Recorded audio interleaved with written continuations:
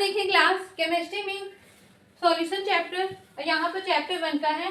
देखिए ध्यान से न्यूमेरिकल।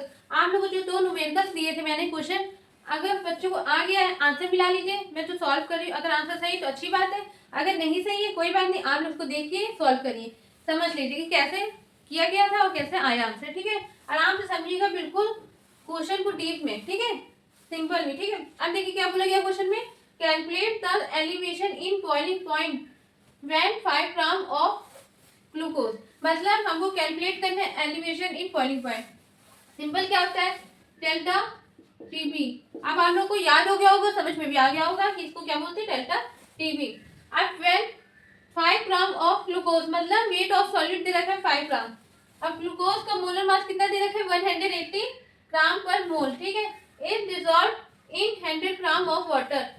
वेट ऑफ सॉल्वेंट दे रखा है 100 ग्राम और गिवन दे रखा है केबी, मतलब मोलर एलिवेशन कांस्टेंट। ठीक है, 0.52 केल्विन किलोग्राम पर मोल। यूनिट भी याद रखिएगा, मल्टीपल चॉइस क्वेश्चन में अक्सर पूछे जा सकते हैं।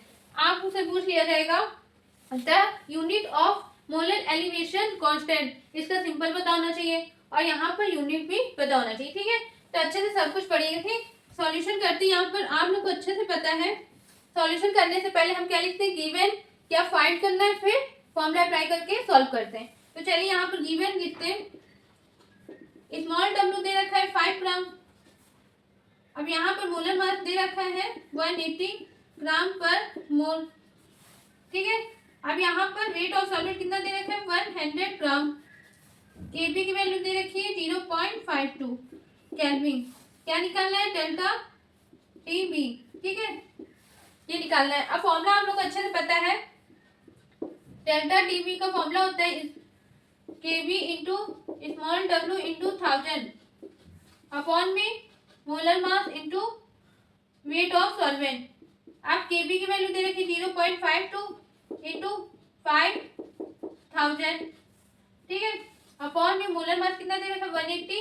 अब आप लोग को मोलर मास भी याद हो गया होगा, ग्लूकोज का होता है 180 इंटू वेट ऑफ सॉल्वेंट कितना होता है 100।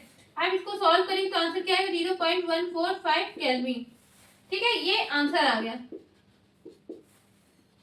देखिए न्यूमेरिकल लगाने के हमारे 2-3 फायदे हैं। क्या, सबसे पहले यूनिट याद होना, और मोलर मास ग्लूकोज का क्या होता है ये भी याद हो गया।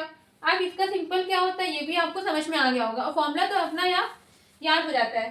फॉर्मूला आपको याद करने की जरूरत नहीं है, फॉर्मूला अगर लगाएंगे क्वेश्चन, आप जितनी बार प्रैक्टिस करेंगे क्वेश्चन को उतनी बार आपको याद होगा। ठीक है, तो इसको अच्छे से सॉल्व करिएगा। अब हम मिलते हैं एक लास्ट क्वेश्चन जो आपको दिया था फ्रीजिंग पॉइंट का, उसको सॉल्व करते हैं। इसको प्रैक्टिस करिएगा, अच्छे से नोट कर लीजिए। आप देखिए class question number second. Question number second में क्या है, calculate the depression in freezing point. आपको depression in freezing point find करना है, तो डेल्टा डी एफ। ठीक है, अब इसके बाद when 10 gram of urea, weight of solid दे रखा है 10 ग्राम। अब आप लोग अच्छे से याद हो गया होगा, यूरिया का मोलिकुलर फॉर्मूला क्या होता है, सॉरी मोलिकुलर मास क्या होता है, 60 ग्राम पर mole. Is dissolved in 250 gram. Weight of solvent दे रखा है 250 ग्राम ऑफ वाटर। अब हमको दे रखा है कि की वैल्यू 1.86 केल्विन किलोग्राम पर मोल। अब इसको सॉल्व करते हैं, जैसे हमने करते आ रहे हैं वैसे सॉल्व करेंगे। तो गिवन जो हमको दे रखा है वो क्या कर देंगे, लिख लेंगे। W equal to 10 gram, molar mass urea का है 60 ग्राम पर मोल, वेट ऑफ सॉल्वेंट दे रखा है 250 ग्राम, और के एफ की वैल्यू दे रखी है 1.86। निकालने के डेल्टा टी एफ। ठीक है, आपको फॉर्मूला अच्छे से पता है, delta T F equal to K F into W into 1000 upon में molar mass into weight of solvent. Delta T F, K F की वैल्यू 1.86 इंटू 10 इंटू 1000 अपॉन में 60 इंटू 250। इस पूरे को सॉल्व करेंगे तो आंसर आएगा 1.24 केल्विन। ये आंसर आ गया। अब आप लोग को अच्छे से क्वेश्चन समझ में आ गया होगा, कोई दिक्कत नहीं होगी, अब कोई डाउट नहीं होगा। आई थिंक मेरे ख्याल से आप लोग कमेंट बॉक्स में बताइएगा कि आप लोग ये क्वेश्चन बिल्कुल अच्छे से समझ में आ गए, कि आपको कोई डाउट नहीं है। अगर ऐसा है, अगर डाउट है अभी भी, तो बताइएगा, मैं और क्वेश्चन लगवा दूंगी। लेकिन आप लोग को अब समझ में आ गया होगा, और मोलर मास भी बच्चों को अब तक याद हो गया होगा, यूरिया का, ग्लूकोज का, सुक्रोज का, ठीक है, सबका। और यहाँ पर पहचानने का तरीका, फॉर्मूला भी सब कुछ याद हो गया होगा मेरे ख्याल से।